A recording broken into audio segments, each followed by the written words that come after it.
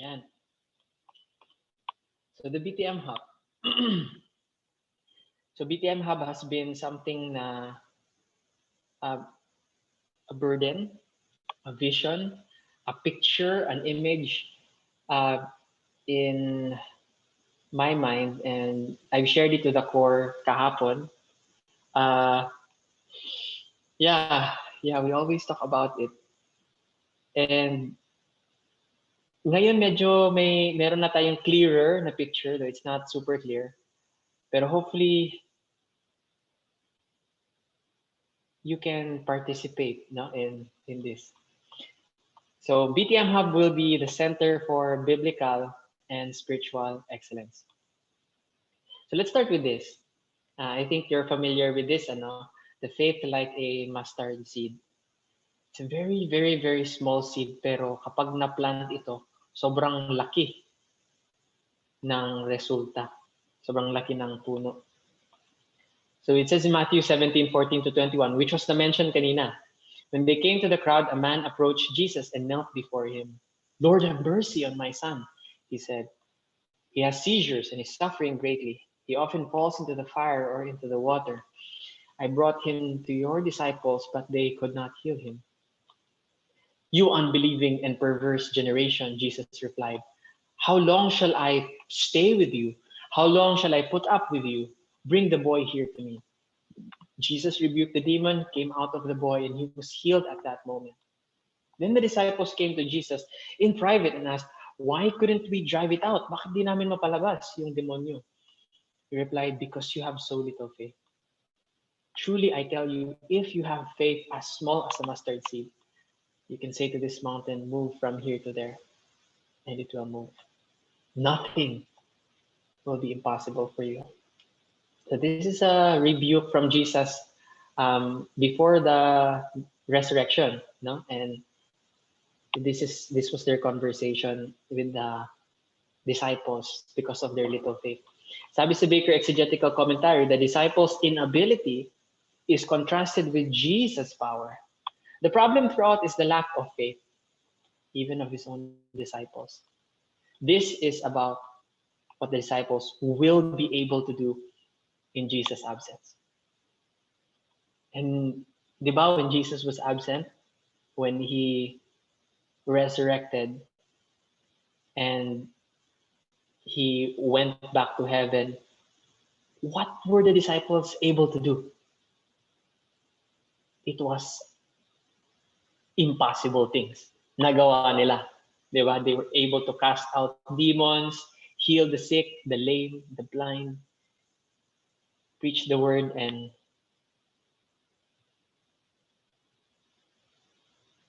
transform the whole Roman Empire. They were able to do all of these things because of their faith in Christ. Like a mustard seed, their faith grew and grew and grew, and the results were, we could say, impossible. Now, before we go into the BTM Hub, let's have a mental picture. And I think the best mental picture na I have, na metaphorically, though hindi talaga siya exactly like this, is the Bible Project Studios. So this is one person na pumunta doon. This video is proof that dreams do come true.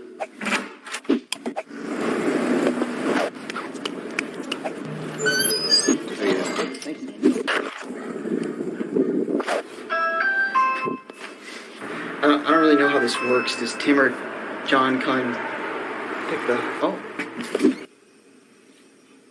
This is holy ground, people.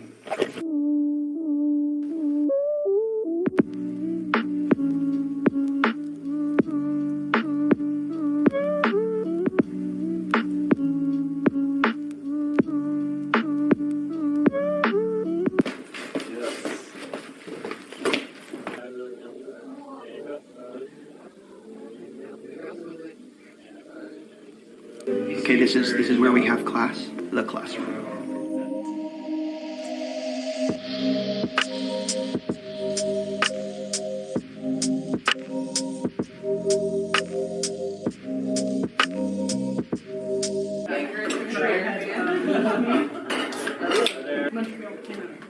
This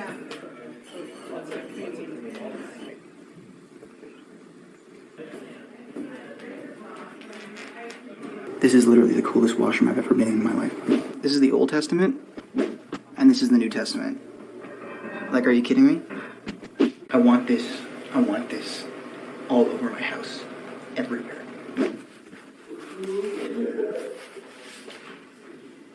Okay, this is our like green room, back room, place where we go between sessions so that our brains don't entirely melt, explode, disintegrate.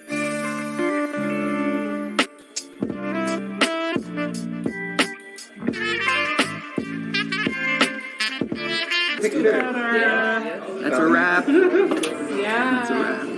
I mean, I shouldn't be surprised, but that was a beautiful drawing of a rat. Amazing. Way to go, everyone. There it is. Okay, sounds good. Yeah. Yun. So, yeah, excited na kayo? This video.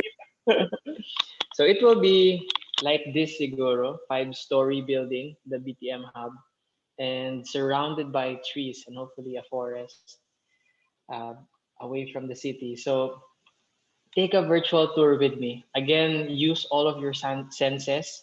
Ipalabas natin yung lahat ng puwersa ng ating imahinasyon. Smell everything, see everything, taste everything. So the first floor would be the coffee lounge. The second floor would be the tribal rooms. The third floor would be the BTM library. The fourth floor would be the art studio. The fifth floor would be the Holy of Holies. And then we have the rooftop. Let's go over them one by one. The coffee lounge. So the coffee lounge is where we meet the guests. Ito yung sala, basically. Kung sa BTM GC pa, ito yung welcome to BTM. But it's not just any coffee lounge, no? We would have the best coffee from all around the world served here. We would have the most sophisticated coffee equipment available. It would always be smelling, no, with coffee and cinnamon. Yung buong lugar. We would use original BTM mugs and plates. Tapos sofas and tables would be there for conversations. At tapos doon natin ipopost yung BTM history and intro natin. The BTM songs would also be played sa coffee lounge, as well as yung original posters and artworks natin would be displayed. Yeah, that's the coffee lounge. So tribal rooms would be like this, no? May sarili-sarili tayong rooms per tribe. So tribe Aletheia here, tribe left doon. And yeah, may sofas tayo. We can discuss, we can have these conversations. Tapos kung kailangan ng privacy, gamit ka lang din ng curtain. So this is like just to give a mental picture.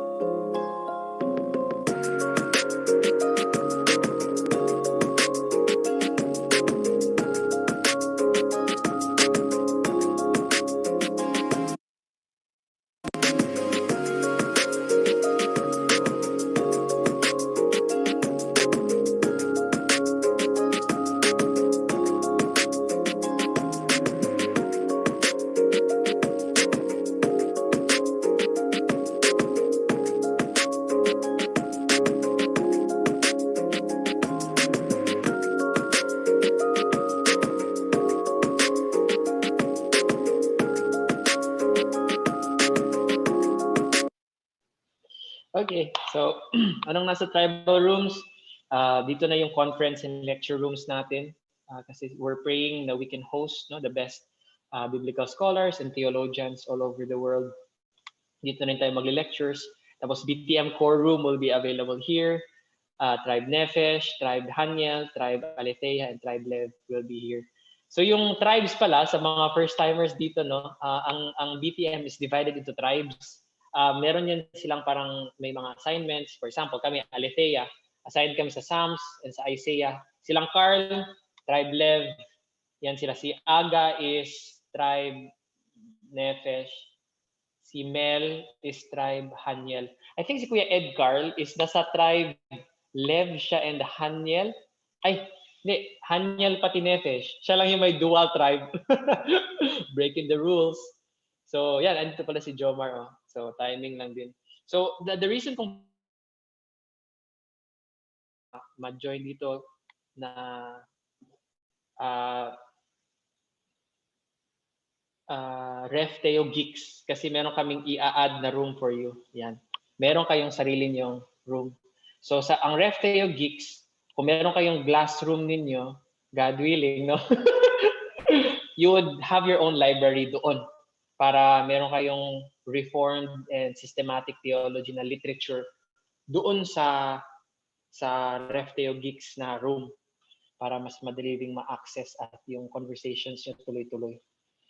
So yeah, yun ang reason ko ano, surprise.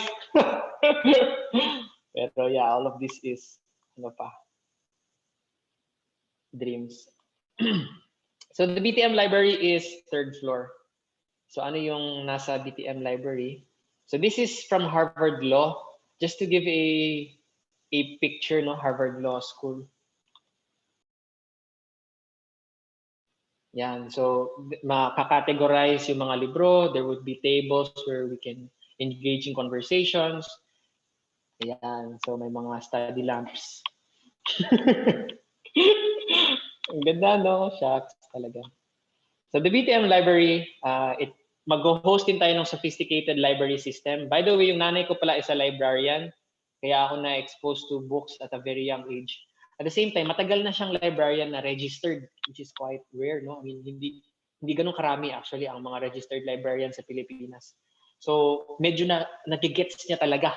Medyo nagigets talaga. Nagigets niya talaga how the library system works. Pero ang i-install natin yung the best na library system. Kasi merong system yan na connected sa computer and sa internet, etc. Meron kaming ganun sa Ateneo, pero maganda kung meron tayong talagang magandang system. So shelves will be arranged by category. Ang head ng BTM Live is ang book study nerds.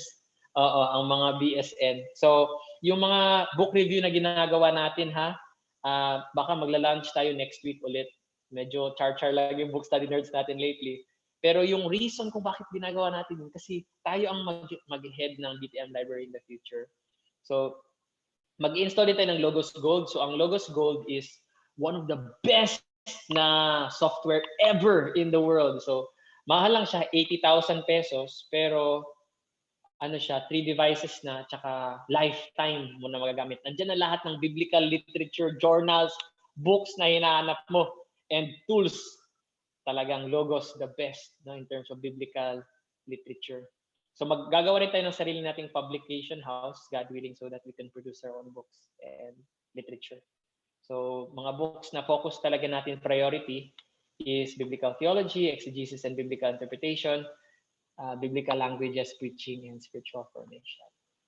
Taran! So BTM Studio, ito yung gusto kong ipakita talaga sa iyo, Harold. I know na-excite ka na sa first 3 floors, pero yung BTM Studio kasi yung talagang nakita ko nakasama ka, pati si Glenn, pati si CJ the boy. So ano yung nasa BTM Studio? So nandiyan na painting, sculpture, podcasts, worship sessions, lahat dito natin ibobomba sa BTM Studio sa 4th floor. So take a tour.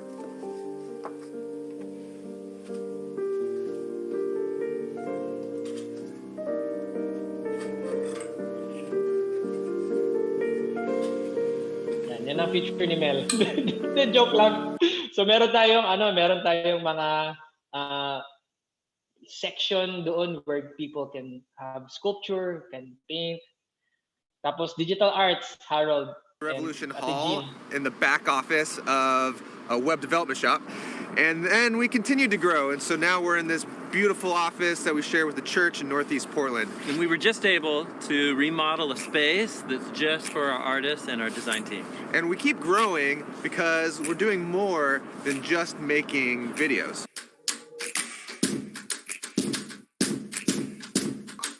Yeah, we believe the Bible is brilliant and literary genius, and to be able to use visuals and animation, you can bring that to life in new ways so that you can see that it's one unified story that leads to Jesus. So yeah. And actually, marami tayong mga magagaling talaga na digital artist. I think wala lang sila nabigyan ng platform and tools to really maximize their potential. So, yun. Podcasts! Yay! So, parang something like this ang setup natin sa studio. Ha? Turning at AD 70. The problem comes with the idea of the coming of the Son of Man. When you read Daniel 7, which is one of the most important biblical texts for the early Christians and for Jesus himself, you have to realize what's going on. And sadly, I may not have made this clear in Jesus, the Victory of God, but I had a whole long chapter on. Yes, crucial talaga ang saging. So, ganyan, may table, merong microphones, merong saging, and we would be, engaging in conversations with one another. So, yeah, sa studio ito mangyayari. Worship sessions, ito, ginalook forward ko talaga. Something like this. If you say that we believe it. If you say that we believe it. Yeah. 'Cause you're the man of your word. We have this confidence. You finish what you started.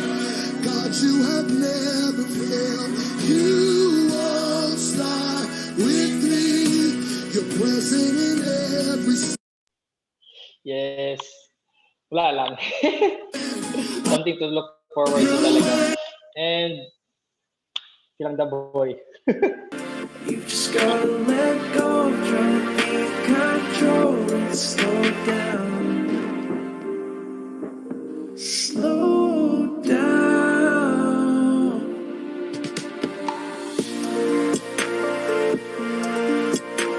Slow down. You just gotta let go, try to be in control and slow down. Slow down.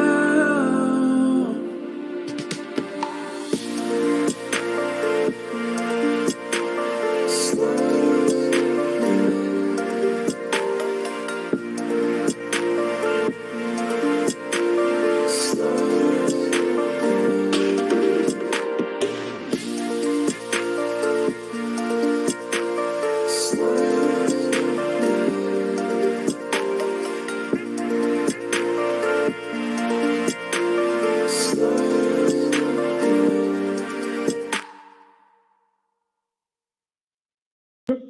Si Ching pala, nakalimutan ko si Ching. Oo, magaling din talaga yun sumayaw.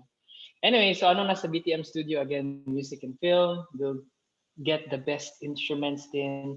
Cello, harp. Cello talaga hanggang ngayon, hindi ko pa yun naaral. May cello na dito, hindi ko pa rin napapraktisan. So, yan, flute, guitar, drums, Filipino instruments. And we'll make it soundproof yung lugar as much as possible. Arts, yeah, digital arts, painting, sculptures. And we'll make our own merchandise. Yeah. And then we have the Holy of Holies. So the Holy of Holies ang pinakamahirap i-explain for me na floor. So again, hindi siya isang room lang, no, ang Holy of Holies ng BTM Hub. Isa siyang floor. So ano yun nasa Holy of Holies? So this is again from the Bible Project. With you all, and that's why he orders Moses to build this elaborate tent as a place where God's presence can be among his people. And that's why the next thing we get is 7 chapters of extremely detailed architectural blueprints for this tent. It's really, really, really long. But every detail is important and has some kind of symbolic value. For example, there's all this Garden of Eden imagery inside the tent. And it's to remind you that when you're in the tent, you are in God's presence. Then we So ganun yung nasa loob ng tabernacle, no? And you would have all of these drawings na nandoon, elaborate, symbolic, and whole chapters of Exodus, no? Ang second part of Exodus, second half, are dedicated for these intricate na designs. So that makes you think, no, bakit sobrang laki ng na price and sobrang detail ang ibinigay ni Lord on His Word to talk about art, biblical art. So yun din ang magiging essence actually ng BTM Holy of Holies. Parang mapapalibutan yung walls with mural paintings, and it would show the biblical narrative and you would experience it rather than hindi siya parang ginets mo lang from brain to brain, no? Again, we are not brains on a stick, pero talagang na-experience mo, naamoy mo, nakita mo, at doon you can really spend time with the Lord sa Holy of Holies. So parang ganito ang ano niya, filled with paintings.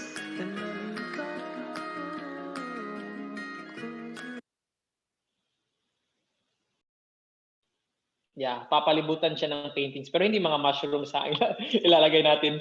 Pero ganyan, it would be filled with colorful art of the biblical narrative from the Old Testament to the New Testament. Kaganyan lahat ng walls.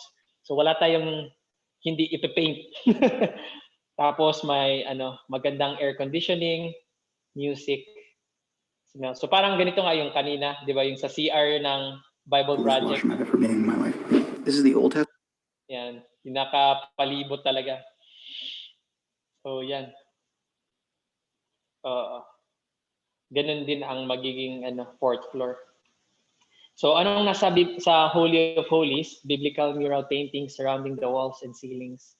Sculptures would be there. Kasi isang floor siya so baka merong mga sculptures din on the floor as you are walking. So parang magiging museum siya, no? Similar to Tabernacle Sanctuary, may mga incense tayong lalagay, candles, and special equipment. Solemn music will be played. Tapos magandang air conditioning. Tapos ilalock yung door noon, no? Parang nakalock itong fourth floor kung hindi ginagamit. Meaning, kailangan mong mag-schedule para makapasok sa Holy of Holies. Hindi ka basta-basta lang, ay, punta tayo Holy of Holies. Hindi ganun. No? So, may mga rules din tayo like no gadgets, etc. So, ang Holy of Holies will be the symbolic center of BTM Hub, no? Symbolic and practical din na BTM Hub Center. Bakit practical? Kasi you go here only to seek God's highest will. Dapat may special ka na rason para maka-schedule sa Holy of Holies. Ganun siya ka-symbolically important. Pero we want kasi na kapag pumasok ka dito, you really want to experience God in His fullness, hindi yung parang lang, casual lang. And then you have the rooftop. So ang rooftop, rooftop, tapos you can see the whole landscape, you can see things sa baba, you can enjoy the view. Diyan yung mga dinner, diyan yung mga concerts. So you can appreciate the night sky and appreciate God's creation better. So, yeah, parang mga concerts dito natin nagagawin.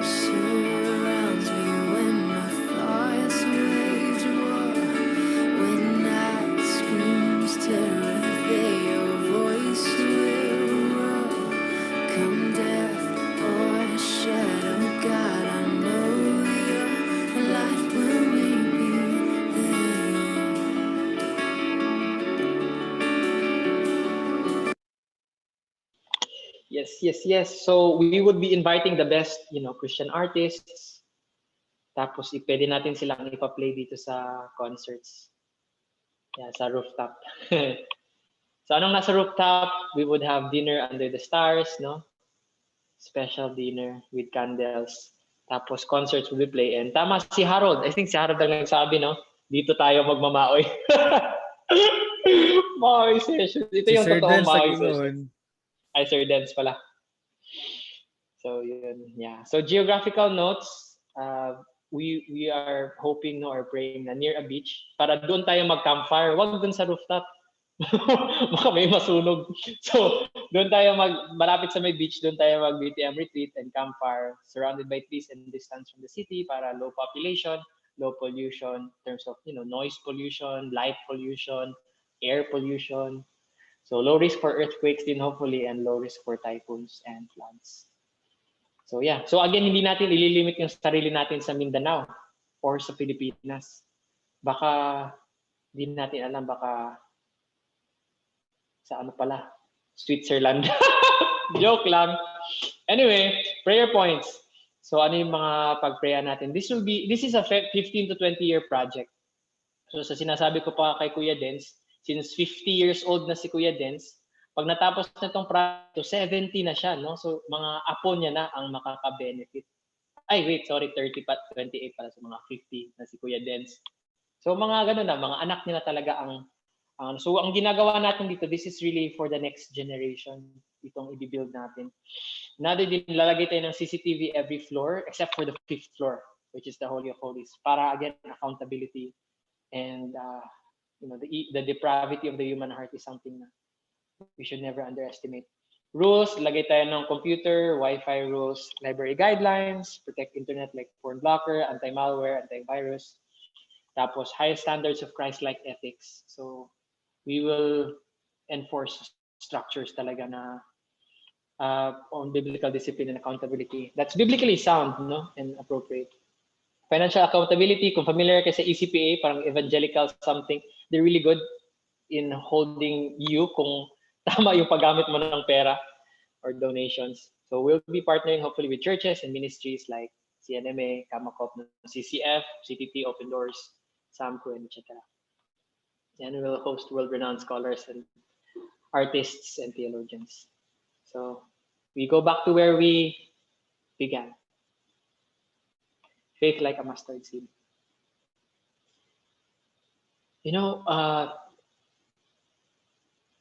When we look at biblical history, we see na God has been challenging impossibilities. Diba? Starting from Abraham, posible ba na person that old magkakaanak pa? And si Sarah din. It was impossible. And you see so many examples of miracles. And then you have Jesus and then the early church. But it did not stop there. You have even the early church and even modern examples. Faith like a mustard seed. A growing faith. A growing faith that challenges impossibilities. So sobrang ganda nito and binabalikan ko talaga itong God's work done in God's way will never lack God's supply. And Hudson Taylor for me kasi is a doctor, is a Christian missionary doctor to China. And at that time, yung missions in China, it was impossible na pumasok sa interior. Pero yun yung challenge niya. And he founded China Inland Missions. Kaya tinawag na inland kasi pinasok nila yung China. Which China Inland Missions became OMF ngayon. Yung book store na alam natin, OMF. But talagang tama ito kasi Hudson Taylor was quite poor. But God's work done in God's way will never lack God's supply. With the ambition and the faith, like a mustard seed, the impossibilities in front of him, the burden that God gave him, which was an impossibility for many, became possible. And I would argue, millions of Christians in China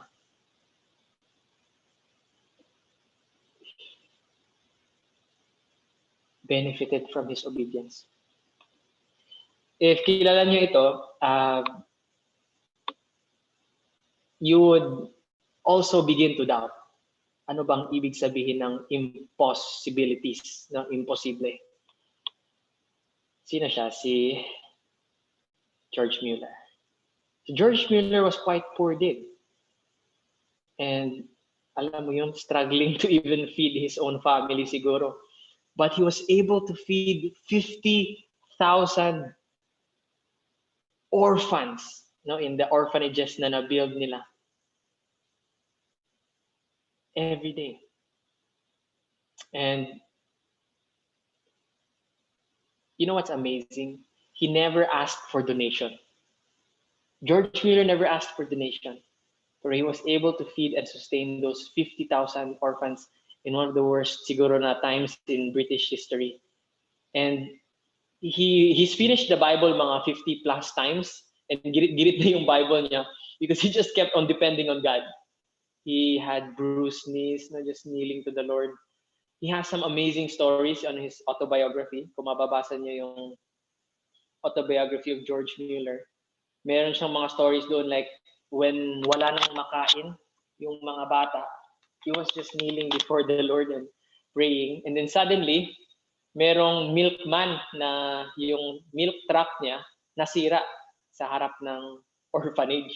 So ang ginawa niya, ipinabigay niya lahat ng mga milk na nandoon para ma-repair niya yung milk truck. And then on the night before that day, merong isang baker na kinonvict ni Lord. So nag-bake siya ng sobrang daming bread, tapos ibinigay niya doon sa orphanage. So on that day, nagkaroon sila ng milk and bread. Faith like a mustard seed.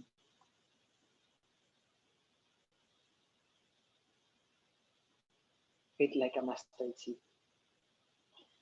So, siguro sobrang liit lang ng hinihingi natin kay Lord, or siguro sobrang liit lang ng mga burdens na ibinibigay ni Lord. Kasi we believe na God is so small, na He is not transcendent, na He is not limitless. He is not the creator of the cosmos, of the worlds beyond worlds.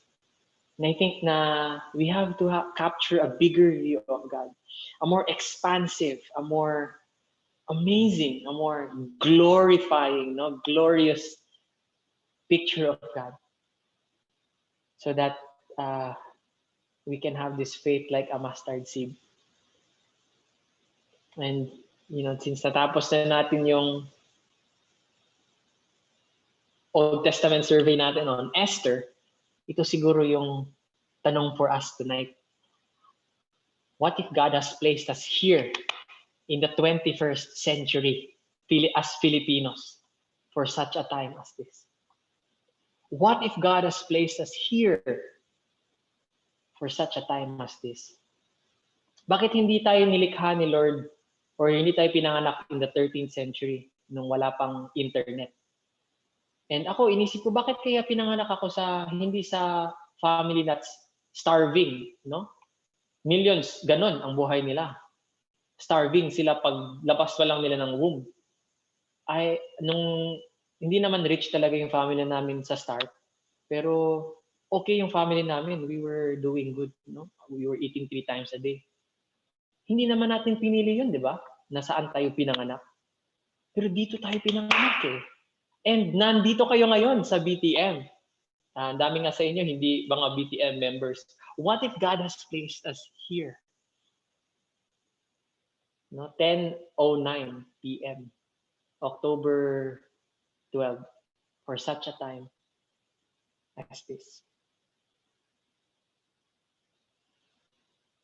So let's be children again.